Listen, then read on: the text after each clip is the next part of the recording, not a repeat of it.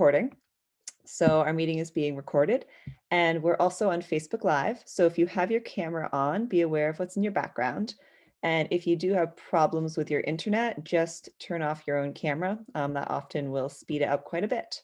You are currently muted if you are someone who's watching this. So if you do have questions while our speakers talk, please type them in the chat box that you will see on the side. And if you're watching this on Facebook, please type any questions you have in the comments of the video. And we'll do questions at the end after both of our, or all three of our speakers have gone in the Q&A section. So that will be great. Lastly, I will send a follow-up email with any links or information that our presenters are hoping to give out, and info on our next green drinks and a link to the recording of this event. So if you want to share that or watch again with anyone, you can do that. So let's get started. We have three presenters, very exciting. And our first one is going to be Jill. So Jill Lord is the Director of Community Health at Mount Ascutney Hospital and Health Center. She has white hair, having been a nurse over 45 years, and a passion to promote the health and well-being of the community we serve. I don't know if anyone's ever mentioned their hair color in their bio, Jill, but that's a first, and I love it. So you can take it away. Thank you. Okay. It's a privilege to be here today. And I was, you said one of your missions is to inspire, and I feel I already feel inspired by the way you're organized. And I do have to, before, I know I've got to get going, but I do have to give a plug for Ginevra and her enthusiasm and how she, we work together in Veggie Van Gogh, and that is an inspiring event, and really does a lot of good. So I'm going to launch in. I'm not a technical person, but I'm going to believe that this is going to work, and I'm going to share my screen for my PowerPoint. And can you see it? Yes, I can see it. I can see your whole PowerPoint. So if you want to hit the present mode, that might be better, but no problem if not. Okay, present mode. Like usually it's like view or under slideshow or under view. Slideshow. And I'll do Yeah. from the beginning. Yes. There we go. How's that? That's pretty good. Okay, and then we'll see if we can move it. So today is the 18th. We've checked that off the box. I really felt like it was important for us to put this in context.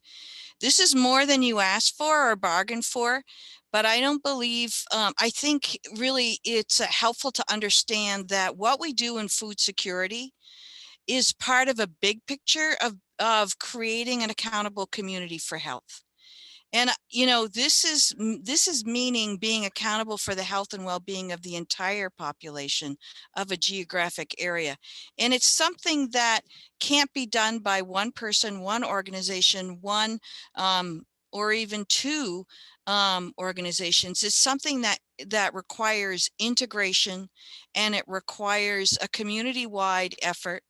And so Windsor HSA, which stands for Health Service Area, has a community collaborative and is acting as a accountable community for health.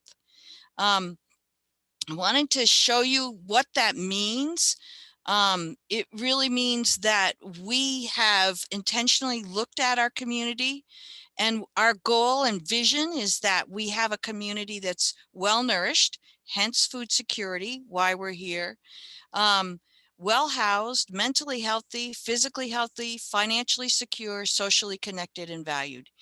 You know, I'm going to just jump to the fact that we use our community health needs assessment to determine what the health priorities are. And I'm going to shamelessly give a plug right now that you and a person near you is going to be getting the last time we did our community health needs assessment was 2018.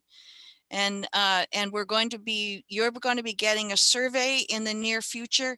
And my plea is that you fill that out, because that's what helps us really understand the broad view of what the health needs are in the community. You'll see this honeycomb in front of your screen, and those are the different groups that we have formed as our accountable community for health to really work in teams. There's over 99 partners right now working together in each of these different areas, and we have formed work groups for housing, senior health, alcohol and substance misuse, and you can read them on the screen. But we're going to talk about food security today, and that's one of the work groups that we have formed. These are the health priorities that were determined at the last needs assessment, and you're not surprised by any of these. I think everybody that's in this Zoom can recognize the needs as presented here. And we have programs to address each of those in a collective impact way, to be able to work with our network to make a difference. This is the process we use. We took the community health needs assessment. We had summits. We worked in community mobilization mode, and we formed work groups, of which we have food insecurity on there. We've changed it to become strength-based of food security, and we're working together. Collective impact can be a buzzword. I'm just saying it brings people together in a structured way to achieve social change. And that's what we're very serious about, working together in this mode. It allows us to have a common agenda, do shared measurement, reinforce each other's activities with communication, and with a strong backbone of which Mount Ascutney serves to organize. And it takes us from common goals to uncommon requests. So you are probably one of those people, maybe the yellow one, maybe the pink one. But, it takes all of us working together to do this. Food insecurity was recognized in our 2015 community health needs assessment. And at that time, what we did was we instituted screening in the pediatric clinic and by our community health team. This screening process helps us to be systematic in developing and identifying people with community health need, with food security needs, and they are referred to our community health team. They're also given a book, Eating Well on $4 a day. And the other thing that we did was we had our physicians write prescriptions for vegetables, and actually there's a pad which has the Veggie Van Go information on it. When we started in 2015, we started serving up to 250 families a month, and you'll see as we've continued to work, that number has raised, particularly in the COVID era. We work with Rise Vermont. Alice is our famous leader for Rise Vermont, and she's going to talk about building medical nutrition, working with the food shelf. So I'm not going to go into that in any depth. We started working in collaboration with the schools for a summer picnic series. And this was the first year. This was 2,500 meals served. We worked with providing community dinners, and we had a mini food shelf at the resource center. I want to give credit to the Woodstock area food assessment that was done. We were part of that, and you reached out to us around what we did for food security. And if people haven't seen this, want to see this, it was a great document that was done, and Michael was part of that through Sustainable Woodstock. OHF involved, the school district, the food shelf in Woodstock, the UU Church, and ourselves.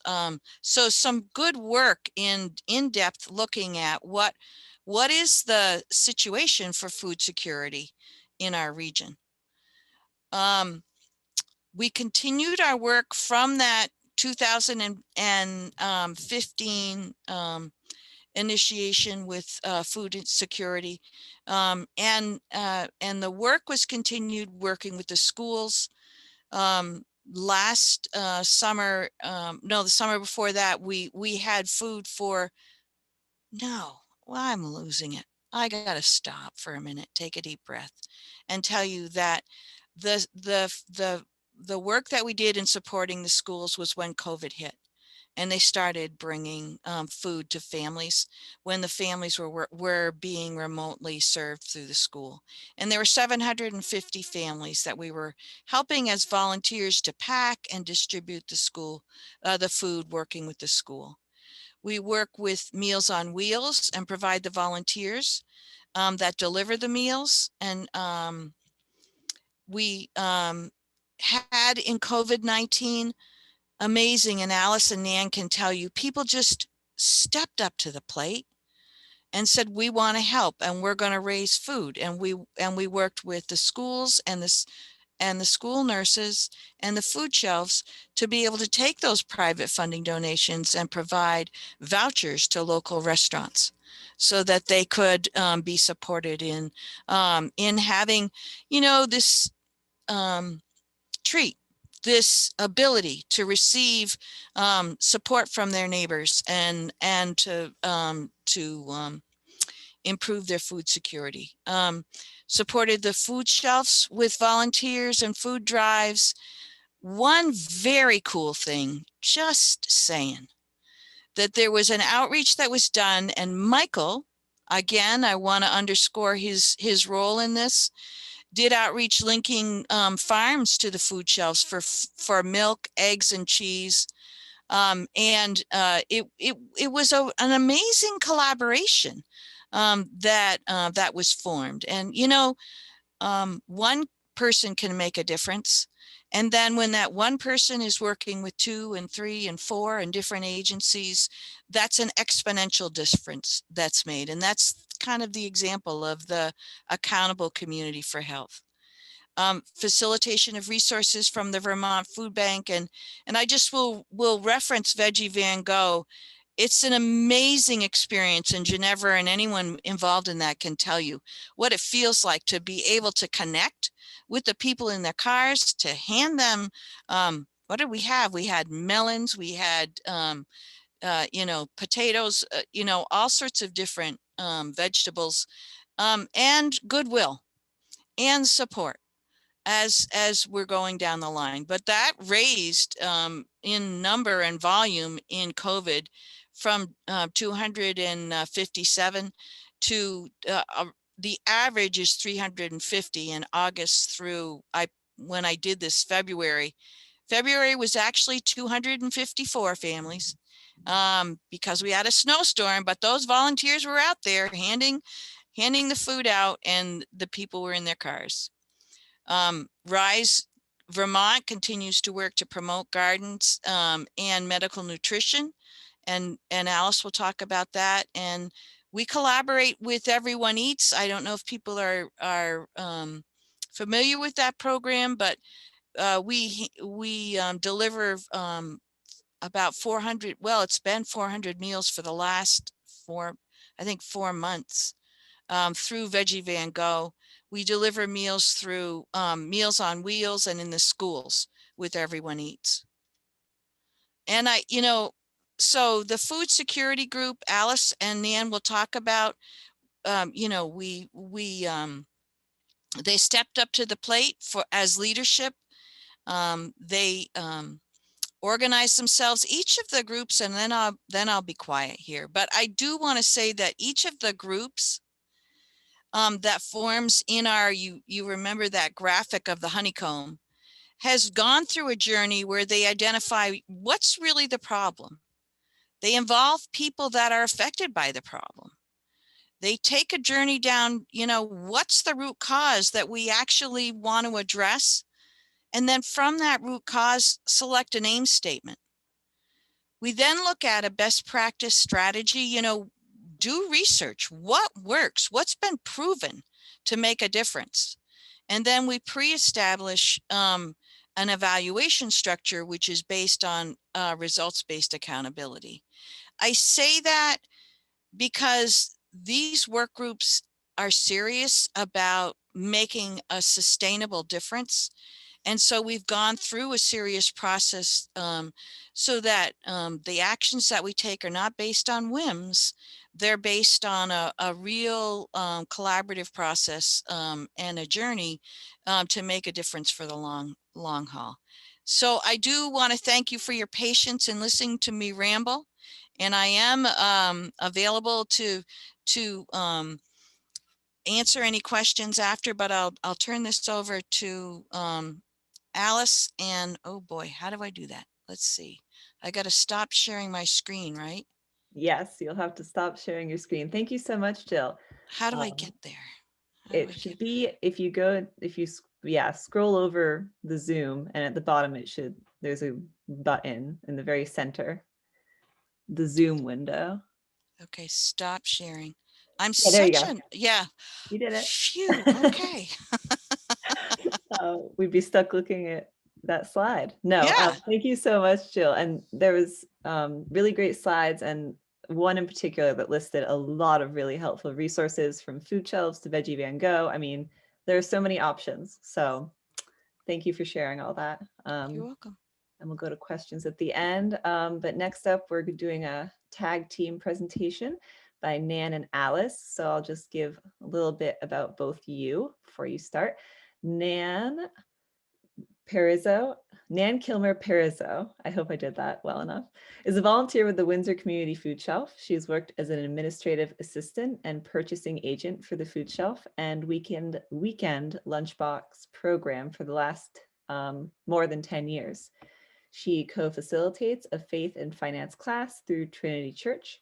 She also serves on the Rise Vermont Windsor Steering Committee and co-chairs Mount Ascutney Hospital's Community Health Improvement Plan Food Security Workgroup. So we have Nan, and then we have Alice. Alice Stewart is the Rise Vermont Program Manager for Mount Ascutney Hospital and Health Center. She also serves as the Grant Implementation Team Leader for the Mount Ascutney Prevention Partnership. Alice co-chairs the Food Security Workgroup for Mount Ascutney's Hospital's Community Health Improvement Plan. She lives in Thetford, where she is a longtime member of the Thetford Energy Committee. Okay, I think that's all. I will let you two take it away. I'm not sure who's sharing their slides, but go right ahead. I'm going to share the slides. This is Alice. If you give me a second, let's see if I can get them up there. Okay, yep. Hopefully I've succeeded. So Nan and I want to acknowledge that this photograph on the first slide has nothing to do with food security, but these are two boys whose family participated in the Rise Vermont at-home Olympics last spring during when COVID first started. And we just love this picture. So we thought we would share it with everybody because they just, it's filled with joy. And those kids are so cute. So let's talk a little bit about roles and service areas. So like a lot of people, I wear different hats, and with different hats come different service areas. So I'm the program manager for Rise Vermont, based out of Mount Ascutney. Nan is on my Rise Vermont steering committee, and the service area for Rise Vermont at Mount Ascutney is the Windsor Southeast Supervisory Union Town. So that's Windsor, West Windsor, Weathersfield, and Heartland. For the food security work group, Nan and I are the co-chairs, and that covers the same towns as Rise, plus the Windsor Central Supervisory Union towns, so that's the town of Woodstock, and then the surrounding towns like Reading and Pomfret and Bridgewater, and I'm not going to do the whole list because I'll get some of them wrong, and Hartford. So, excuse me. Nan and I decided that we were going to talk about two projects. The first one is a RISE project that relates to food security, and then the second one is a RISE potentially food security work group project. So this first one I'm talking about, Health on the Shelf. This project was designed to generate a sustainable supply of healthy foods for people that are trying to either prevent or manage a chronic illness. Because I think we all know that there are lots of people that go to food shelves who have diabetes, cancer, COPD, various other things, and they're often told to eat a specific diet, which may not be possible with the typical food shelf offerings. So we decided to partner with the area food shelves and do this collaborative process where we could figure out a way to provide them with the foods that their patrons wanted, and then to make it sustainable by recruiting local businesses, municipalities, and other organizations to adopt a month each year to do a healthy food drive. And then that way we would have this sustainable supply of these healthy foods. So in the 4 towns, there are actually 5 food shelves. The smallest one is only open an hour a week. The largest one is the one in Windsor where Nan works, and that's open 3 times a week, 3 weeks of the month. 2 of the food shelves get food from the food bank, 2 others get food from willing hands, but most of the food at these food shelves is either donated by town residents or purchased with donated funds. So as I mentioned, the primary goal is this sustainable supply of healthy foods, but we have secondary goals. One is community education around nutrition, and the other one is building that accountable community for health mindset that Jill mentioned. So if you think about it, in an accountable community for health, we're all responsible and accountable for the health and wellness of everybody else within that community. And you can define community as small or as large. If you could sort of imagine, an accordion, right? So, maybe your community is your church or your bowling league or your school or your town. It can be whatever size it is. So in this case, we're looking at those Windsor Southeast Supervisory Union towns as an accountable community for health around this Health on the Shelf project. So we started in the fall of 2018. We got together with the food shelves and said, okay, if we're going to do this project, we want to start with a survey because, we don't want to force people to take food that they don't want. We want to find out what your patrons want in order to stay healthy. So each of the food shelves administered the survey, and I realize you can't read the writing because it's too small, but the green bar there is low sugar. So that was the most popular thing that people said they wanted, closely followed by whole grain, which is that yellowy orange color, and then the darker blue is low salt, and then the lighter blue down there is gluten-free. So last February, when COVID hit, we were in phase 2 of this project, and that was really about testing what's working, what's not working, so that we could apply a quality improvement approach. The idea was as we went to organizations and businesses and asked them to sponsor a food drive, we wanted to develop this menu of ideas that work so they could pick the ideas that fit their culture and how they're organized. So for instance, testing things that we've tested to generate donations are departmental champions, doing a competition to see who collects the most items, getting points for a company wellness program. To generate the needed donations and provide nutrition education, we've experimented with things like a shopping list and a food label with callouts, gift tags that have the needed food on them, and then theme months. And I'm going to show you some examples. So once again, realize you can't read this, but this is just to get the concept across. Imagine a half sheet of paper, and on one side is a shopping list by category of some items that are low sugar, some items that are low salt, some items that are gluten-free, etc. And then on the reverse side is a sample food label that actually helps people understand what is low salt. How many milligrams of sodium means low salt. For low sugar, same thing. How many grams of sugar is low sugar? For canned vegetables and fruits, what percentage daily value of certain vitamins should you be looking for so that there's actually some food value in what you're donating? Because there's a lot of canned things out there that if you look at them, basically don't have any food value. So this was an effort on our part to help people make those good choices when they were donating to the food shelf. This was relatively successful if you had a departmental champion that reminded people to use the shopping list. We could actually tell which departments had a good champion by what was in the basket, because there were some places where what was in the basket, none of it was on the list. It was all usable food, but none of it was on the list. The last test we did was the gift tree for Heart Health Month in February. We worked with the banks in Windsor and Heartland. There are no banks in the other towns because they're too small.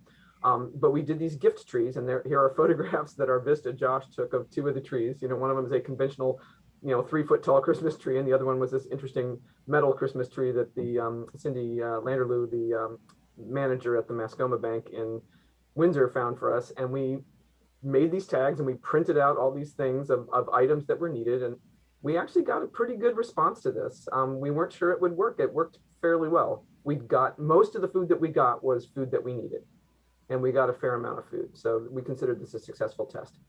And then COVID hit. So our short-term outcomes, because this is on pause right now because of COVID, because most businesses don't have people in the business that could actually be coming in and donating food. But some short-term outcomes, the Windsor Food Shelf has changed its purchasing practices and now buys only no salt added canned vegetables and no sugar added pasta sauce, which is huge. And that was all due to Nan, because Nan's like, well, why should we be buying this other stuff? Like, let's buy this with the money that we have. And then we've had anecdotal reports from food drive donors that they've started reading labels. They find that finding low sodium and low sugar foods is challenging. So if it's challenging for them, it's probably really challenging for food shelf patrons that need these foods. And people are reevaluating what they're buying for themselves. So that was one of those secondary goals. So once COVID's over, we're hoping to reinstate the food drives. And we're going to get back and test a few more models. And then we're going to be recruiting more sponsors so that we can fully implement this adopt a month concept for sustainability, because we didn't get very far with that when we were first starting out. And if you're interested in helping with Health on the Shelf, you could advocate at your organization for it to be one of our Healthy Food Drive partners. You do not have to be located in one of our towns to sponsor a food drive that benefits those food shelves. You could do what Ginevra has suggested that she might do, which is you could say that you want to steal our idea and do it someplace else. And we are more than happy to share our resources and what we've learned if anybody wants to do that at a food shelf that's not in one of our core towns. And then you can look at the food labels for the items that you personally donate. If anybody wants to, my contact information's in here later, but I would be happy to email people one of those call out food labels that you can actually read, as opposed to the one on the slide that was a little bit too small and a little bit blurry because of the resolution. So now I'm going to turn it over to Nan. Okay. So every year over the past few years, we've had people donate just starter plants and we've given them away. So last year we decided to kind of broaden that idea. So I went to Rise and I asked for an amplified grant, and they gave me a very nice grant, and we were able to create kits for people to take home. That, as you can see, was a 5-gallon bucket, watering cans, spades, soil, fertilizer, gloves. They had two vegetable plants and an herb plant. And we kind of went with this idea because we found that most of our patrons were renters. They couldn't do a traditional garden and tear up the yard of a landlord. So we thought, you know, this porch garden would be a great solution to get past that barrier. And this was a great program. We gave out 25 of these kits, and we could have done tons more. It was wonderful. They really loved it. And we were able to provide recipes for people to use so that they could have new ways of using the produce that they produced. We were lucky enough to be able to hook up with a local farm that did a 1-for-1. We bought a flat, they donated a flat for the starter plants, which was really great. So that really helped support the community also. All right, so then the next thing is we would have given away a lot more had we had more. It was a test pilot, but it was a really great experience, and I don't think anybody turned it away. It was one, if we asked if they'd like one, they took it. It was wonderful. And it was really neat to watch it come full circle, because we had people bringing in their excess produce to give back to the food shelf, to donate. And they were so proud of themselves. The pride of bringing that produce in and saying, I grew this and I want to give it back, was so valuable to them that it was really wonderful to see people experience that. So this year we are considering it as one of our CHIP food security group strategies. Not sure how that's going to go, but we're talking about it. But we'd like to expand it this year into at least one more food shelf, if not more. It's a great way to kind of fill in the gaps. We're looking for partners in the community, organizations, rec departments, libraries who can get behind promoting this program and getting the word out. We're looking for a renewable, sustainable source for these kits. We're looking for local farms. We've talked about CSAs. We've talked about getting donations from local businesses, because we'd really like to expand on this because it was such a positive program. We're also exploring other containers like the hanging gardens. I think it's hydroponics, because not everybody can bend down. You know, we have some elderly that maybe hanging would be better. So we're looking at other alternatives. and providing additional recipes. And COVID really brought forth that there is a literacy issue. And as most of us are engaged in in these committees, we use a lot of printed handouts or flyers or written word. And we found that people can't always translate that. So we'd really like to do graphic instructions this year, so it's easier for people that have a lower literacy rate, because that's one more barrier that we'd like to hurdle. So we're really this is what our plan is. We're kind of looking at all our avenues. And what you can do to help us redo this garden project this year, share your ideas. If you have a way that you think we could do it better, how we can expand our reach, please let us know. If you have a contact with a local farm or a local business that would be interested in supporting this project or donating to it, please get us in contact or have them reach out. Because I think this is a really important. Gardening is, has so many positive aspects to it. To do it with your family, it can be very relaxing. Not just the food itself is healthy, but there's just so many positive things to gardening. So we'd really like more people to experience this. And if you have anyone that would like to donate, the information is on the slide. We'll make sure it's in the chat later on. So if you have anyone who you'd like to send our way, please feel free. So this is our wrap up so that we can give it back to Ginevra so we don't use up all the Q&A time. But just if anybody, I know some of the people on this call are already in the food security work group, but we are always open to new members. If anybody's interested, we meet via WebEx the second Tuesday of the month from 12:45 to 2:45. One of the things that the food security work group right now is doing is building awareness of food security resources while also trying to reduce stigma by framing our messages in a way that's hopefully not stigmatizing. And so we have several organizations who have signed up to share Facebook posts that we do. And if anybody's interested, let me know. And if you want to go see what we're doing, it's basically, like Nan said, we can put it in the chat, but we have a couple of posts, actually several posts up there that have been posted recently on the Rise Facebook page. So with that, I'm going to stop sharing and turn it back to Ginevra. I could be sharing this Facebook posts from Sustainable Woodstocks account.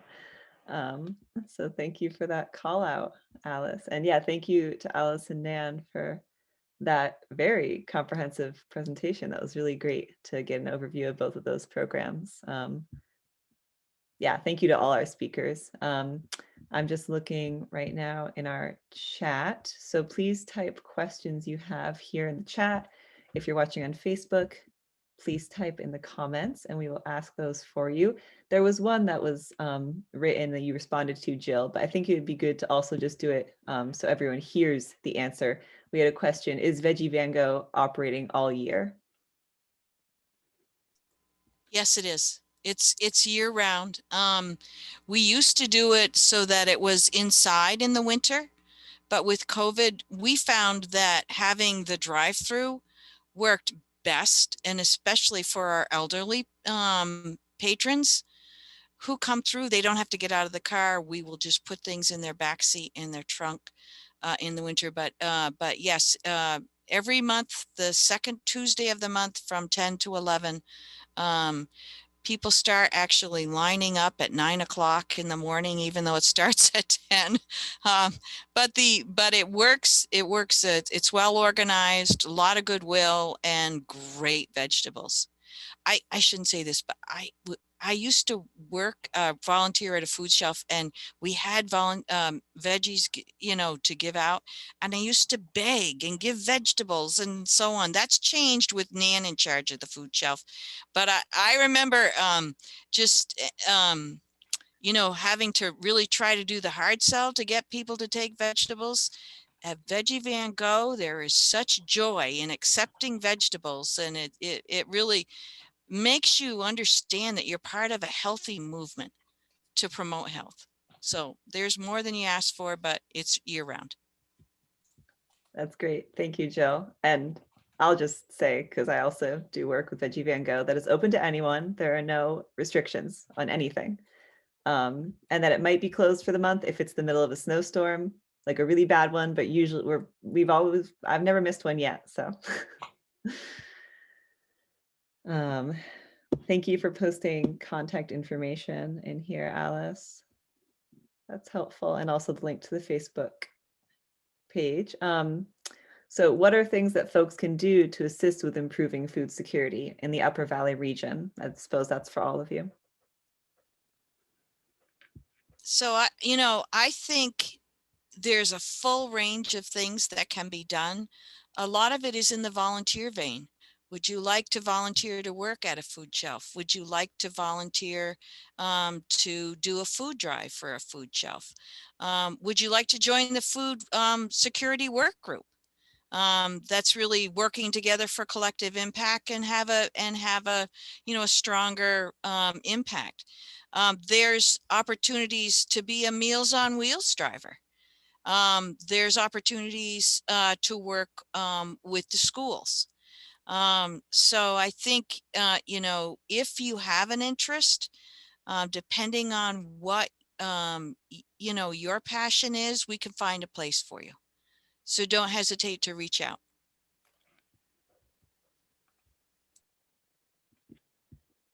I don't know if Nan or Alice want to contribute anything to that. It was nice. It was a very good summary, Jill. Thank you. Yeah, I it think was an there are- excellent summary. And I would say just the idea of, food shelves always need more resources, especially now. And so whether it's you just buying some extra things at the grocery store or you actually trying to get your organization to make a donation or to do a food drive, no matter what food shelf you give it to, it's going to help. I will say that my experience, like I used to work at the Dartmouth Institute, and people always tend to look at the Haven and say, oh, let's do a food drive for the Haven. And I'm not knocking the Haven. The Haven is awesome. But the small, community-based food shelves often are very under-resourced. And the Haven gives them things when they have extras and things like that. But a lot of times people kind of forget about the food shelves in the smaller towns. And so I think anytime that you can do something to help out one of those food shelves, you're really making a big contribution. Thank you. Yeah, I was just curious also following up on your presentation, Alice and Nan, in terms of things that people should buy to donate to food shelves. I know that you have those really awesome kind of like cards. Does those exist anywhere online, or is there a resource online? Should people contact the food shelf? Like how can we know what the best things are to donate? We get calls or I get emails. People ask me, what do you need?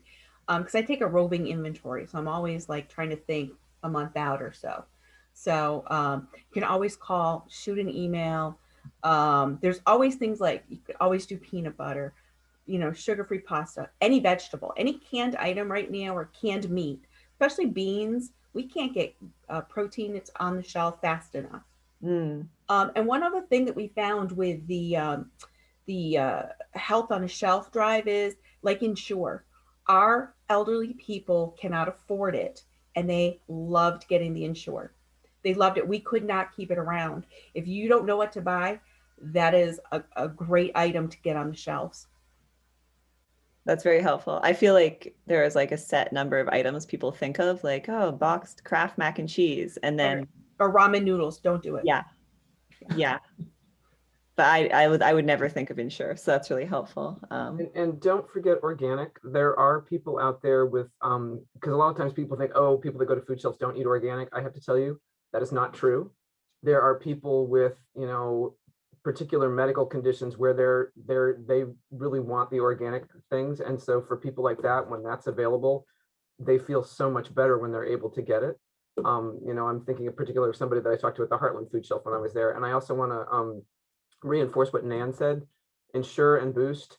When we were unpacking the things at the Heartland Food Shelf, we had people coming over and saying, "Can I take that?" Like they were just so amazed because I guess it never gets donated, and they're supposed to drink one of them a day, and those things are so expensive. Yeah. I wouldn't have guessed. There's a comment here. Several of us here are part of the Upper Valley Strong Food Subcommittee. UVS has funding to support community needs related to the pandemic. Please get in touch if we might be able to help. And it's got the email with it. So not really a question, but you've got the email now. So that's a great connection. And also someone from Willing Hands talking about operating year round, fresh produce, dairy, eggs to partner organizations in the Upper Valley. So another good partner, definitely.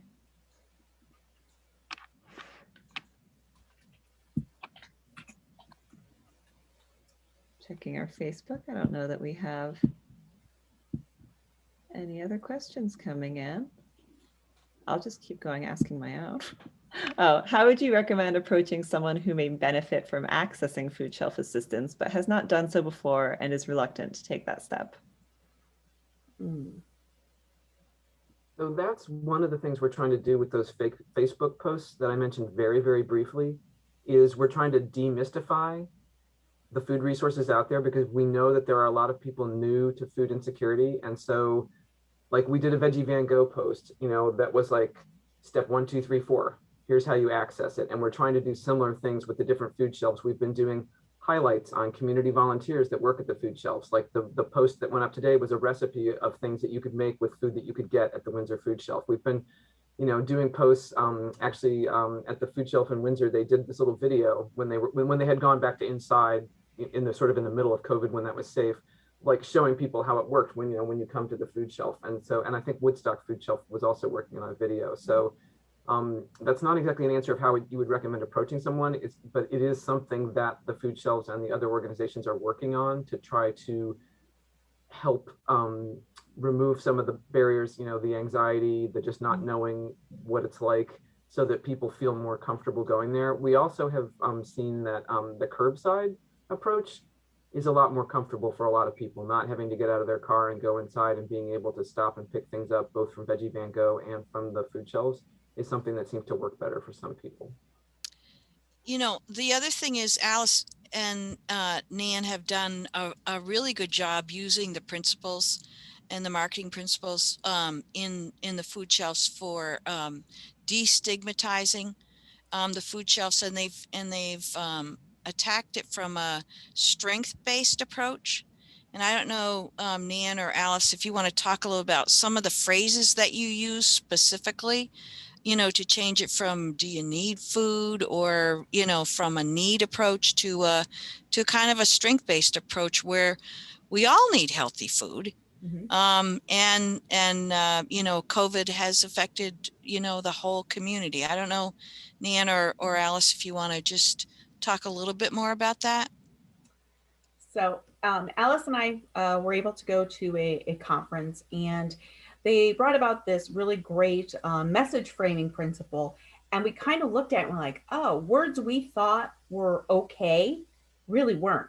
They were creating anxiety, shame, and people, we use them all the time and never thought anything of it.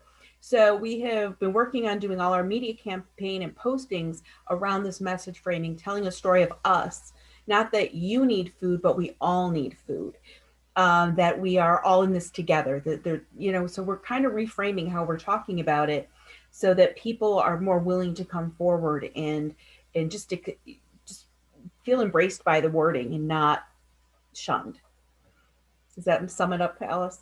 Yeah, I think so. And like one of the, like we've been trying to use the wording instead of everybody, you know, if you need food, it's more like anybody who's trying to stretch their food budget. Like when we're talking about like Veggie Van Go, that was how we explained the eligibility. It's like anybody who's trying to stretch their food budget, because that might feel more comfortable to somebody. And going back to the question earlier about approaching somebody who's never accessed one of those resources, I would offer to go with them. You know, once again, hard in COVID, like, do you want to get in a car with somebody and all those kinds of things? But I mean, I think that's actually one of the simpler ways is go with them so they don't feel like they're by themselves. And sometimes people are more comfortable going to access a food resource that's not in their town, that's someplace else where they're not known. So that's another thing, is just suggesting resources, you know, places like the Haven and things like that, where that serve people from around the region where they might be more comfortable going. Thank you for that. That's really interesting, that wording aspect. And it was, I was going to follow up by asking, you know, you get a lot of people who say, you know, I'm not the neediest person. There are people who are more needy, so they should access it, not me. So that kind of relates to that. Yeah, thank you for that. Question for Nan about the recipes and literacy. Do you find that those people have access to reliable devices and internet? Would cooking videos be helpful, or is using more low-tech options the most useful? Okay. Okay. Well, we have a pilot program that we are rolling out for the Windsor Food Shelf. It is a monitor that would have messaging created for it. So it'd be audio and visual. This is a new pilot program to kind of get away from handing out flyers. We will do different messaging, whether it's videos for cooking or, healthy nutrition. So we're still setting up the monitors and all that through a grant that we got to help with the literacy issue and breaking that barrier. So we can do types of demonstrations and things over the monitors. And that's going to be inside the actual food shelf. It will, once we come back inside. That was the goal pre-COVID. That was one of the barriers we had. COVID really messed everybody up. So, but we would be able to do those kinds of messaging. Yeah, and Nan and I had a really interesting phone call a few months ago. So we went on to rural health info, I think is what it's called. Basically it's a US government site, but it has programs that have actually been vetted in rural areas, because I don't know how many of you know this, but a lot of things, when they test them out, they test them in urban settings and they don't translate. You just can't translate them to where we are. They don't work. So I always like to go there. And we found this woman in, help me out here, Nan, was she in Ohio? Ohio. Yeah, Ohio, I think. And she had done things that were similar to what we were thinking about and some different ones. So we spent about an hour and a half on the phone with her. And one of the things she'd been experimenting with was cooking classes for people that visit food shelves, and which ones worked and which ones didn't. And so we are very intrigued by the things that she told us, and we would really like to get a project started with a couple of the local libraries. It was interesting, I heard Kat Buxton's name mentioned earlier, because Kat Buxton was one of the people I wanted to get involved because of her composting expertise. But we really wanted to have maybe a series that brings together a bunch of partners that takes people, from, planting seeds all the way through preserving food at the end and composting but incorporate the cooking as part of that. So like growing produce and learning how to cook it. And so, we have been gathering some information about what people might want to do. And we've talked about the idea of maybe doing some focus groups with people at the Windsor and Woodstock food shelves to find out more about what would be helpful to them. So, they might say, no, they wouldn't want a live cooking class, but they'd like the videos. And so going to that idea that was posted in the chat, I think it's one of those things that we're exploring a little bit more. So we've been researching. We haven't quite figured out exactly what we want to do around the cooking class idea. And we'd really like to involve the people that this affects, the people that live these experiences. We want their input before we say, oh, we've got the solution, because we really don't. So we really want to get that feedback before we start rolling out any type of project. Yeah, no, that makes a lot of sense, and I'm excited going back to the screen you're going to have. I'm excited to hear the feedback from that once you get people going in the food shelf. Yeah. I've got a question here, and I suppose it can apply to any of these programs we're talking about. Do you put your messaging on Windsor On Air? And I'm going to confess, I don't know what Windsor On Air is. Is it a radio station? It's the local access TV station. Oh, okay. And that's a great question, Chuck. And we haven't been, although we have talked about some things. So yeah, some of the Facebook messaging that we're doing, we could certainly put that together and ask Paula at Windsor On Air to run it. So I think right now it's a matter of bandwidth. Our intern went back to school. So we had this awesome intern who really, really helped us with a lot of the Facebook work that we've been doing and created a lot of templates for us. So now that it's we can sort of push it out without having the extra hands, but we're hoping to get another intern soon. So thanks for the suggestion, Chuck. Yes.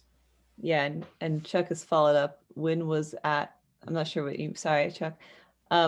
Something about when was it at the resource center, found that lots of seniors watch local access faithfully.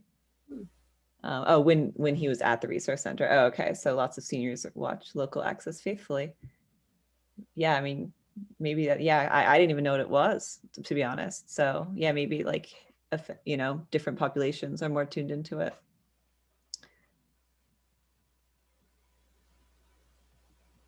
I'm scanning to make sure we got all these questions. There's a thank you to you all in here. Yeah, it's almost, oh yeah, thank you. Really appreciate being made aware of the community programs. Yeah, please spread the word about these programs to people you know. And I'll be sending follow-up info if you have questions for any of our presenters, or follow-up if you want to get involved in any of these programs. But we don't have any more questions coming in. I see Michael popping on. Did you have something you want to say, Michael? I just wanted to say thanks to everyone. That was really a great presentation. There's always something to learn about providing the things that people need. And I learned some things this evening as well. So that's just kind of the way it is. And when it comes down to the basic essentials, there's so many facets to it. And I really appreciate how you covered the logistics, the human element, the sensitive issues about how do you approach people and help to encourage them to take advantage of what they might need that might be reluctant to do so. When we did the Grow Your Own Garden program last year, it was really striking because COVID had hit about 2 months earlier, and we had a live program where people were coming in on one day, 50 different families, and picking up their seedlings and tools and everything. And there was a complete range, socioeconomic range of people who were driving up, and people that had just completely lost their income 2 months ago. And most families often live 1 or 2 months ahead of payments, and all of a sudden, some people who I have known for years who have never struggled were driving up and getting garden things because they wouldn't have been able to afford to plant it that year. So I'm glad you mentioned the impacts of COVID, because it's been really profound. And with the food, the needs for food going up 30-40% in some areas, and consistently. And we're already finding that demand is still there in so many different ways, because we're trying to get Grow Your Own Garden off the ground again this year. And our providers are saying that they're already having problems getting seeds, tools, and all those things. So we're not out of the woods in terms of the additional food security issues related to COVID by any means yet. And I think that that's going to have a very long tail going into additional years because of the situations that it put people in. Hopefully the good side is that people have seen that there are so many other options out there, and we're doing the kinds of work that you all are doing is helping to create a foundation for more long-term food security for people. So it's just really great work, and thanks for doing it. Thank you, Michael. I am not on, at least I'm not on mute. Sometimes I go off on these spiels and somebody says, "You've been on mute for 5 minutes." Let me just let you know. Okay. Well, I'm really glad you spoke up, Michael, because I was going to put you on the spot to talk about your program, because it did have a big impact, and you really were one of the the inspiration that we took in before we started the program in Windsor. So I just want to recognize, and there's a lot of people on the line here today that are doing their part. And you can see that from, the Upper Valley Strong. You can see that from the Haven is amazing. What they do, you can see it from the comments of Willing Hands. I mean, we actually, when you think about, our region, people have stepped up to the plate in so many different ways, because it's not a one thing answer. It's an everyone answer. And it's people getting involved in different aspects. So I think it's very cool that you set this up and that we could be together to have this conversation and recognize like everybody's part for this. And we're very grateful to the three of you for joining us. So thank you very much. I know we're almost at 6:30. It's time to go have dinner. Yeah, speaking of food, yeah. So thank you all, and let's end it there, and I'll send follow-up emails to everyone who attended and with all your information, and we can get some more people involved in this work. Thanks for the opportunity. Ciao. You know, Bye. good night. Thank you. Goodbye. Bye. Bye.